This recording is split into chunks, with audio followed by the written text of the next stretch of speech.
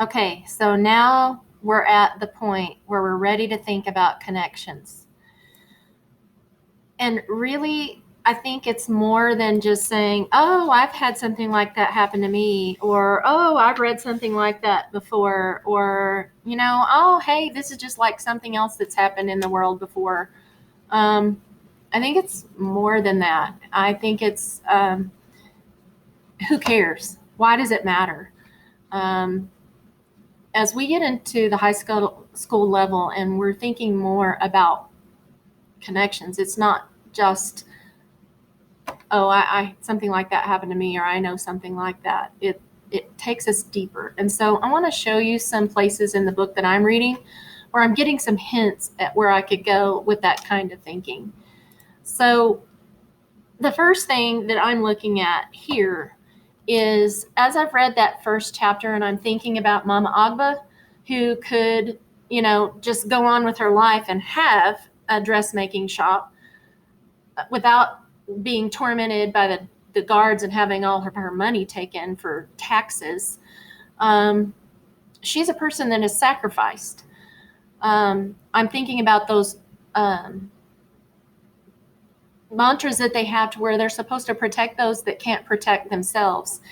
And I think about this author to mom and dad who sacrificed everything to give me this chance.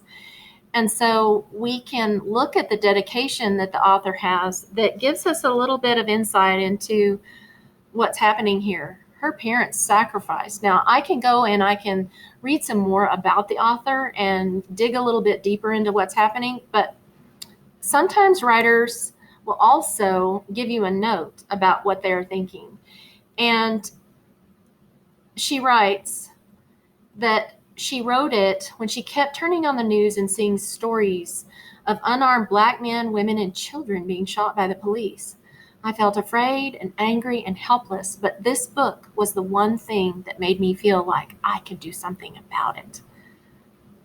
Sounds like she's the one making a sacrifice with this work and saying something with that work and using the chance that her parents had given her. I told myself that if just one person could read it and have their hearts or minds changed, then I would have done something meaningful against a problem that so often feels bigger, so much bigger than myself. And so she asks us that we don't let it stop within the pages of this text. And she goes on to talk and name specific people that have died and connections to things that are in the text. But I love this paragraph right here.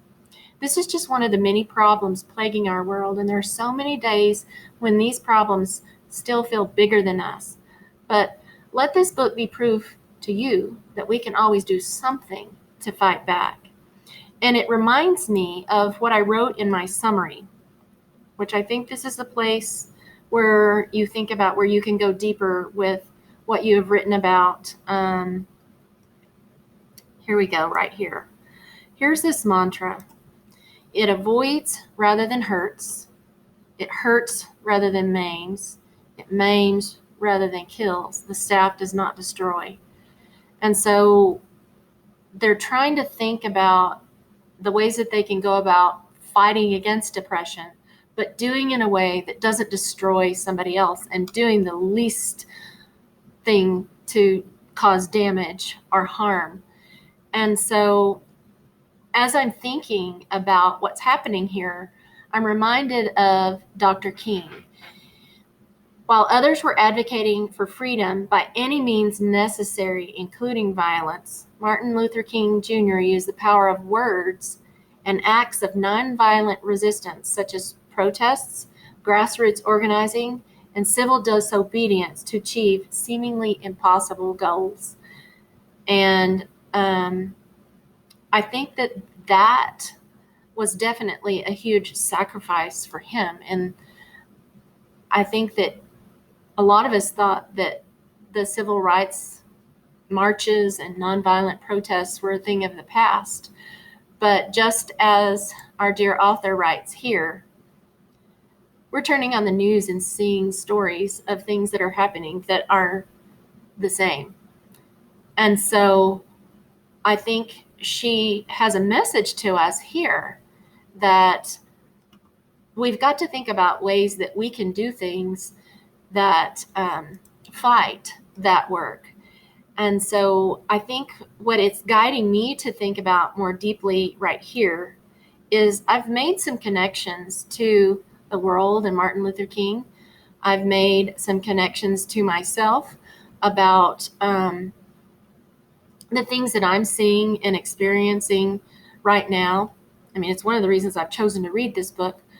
And then I haven't really made text to text connections, but I have made connections within the text and things that the author has written about herself that really are leading me to a deeper understanding of the themes that this writer is trying to express that are going to guide my personal purpose for reading. So, how can we resist in a way that doesn't cause harm and destruction? What are the things that we can do to fight back? And so by examining these connections to self and world and other texts, that's the thing that leads us deeper into the author's purpose and the author's message and the themes that are developing. And so our next step is to begin thinking as we collect more information, as we read this text, what are those themes? Where is it leading? What is the author telling us about? And why does it matter? And what can we do about it that changes the way we think, or that changes the way we feel, or changes the way we act? And I think it takes something like this book to a different place. It's not just about reading something to make annotations. It's reading something and making annotations and documenting what we understand when we write so that we can make sense of what's going on in a way that causes us to be better people and helps us make better decisions about how we can make contributions to the world at large.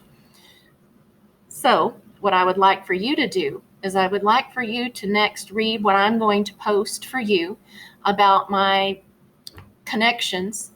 And I want you to do the same kind of thinking. Where are you headed with what you think this author is telling you about ideas or life or lessons or themes?